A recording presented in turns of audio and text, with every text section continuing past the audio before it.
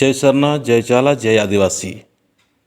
बनहोरा गांव में आदिवासी सत प्राकृति प्रार्थना सभा का शुभारंभ जो हुआ वो अखरा में पहान बाबा कड़सा में दिया जला के शुरुआत किया।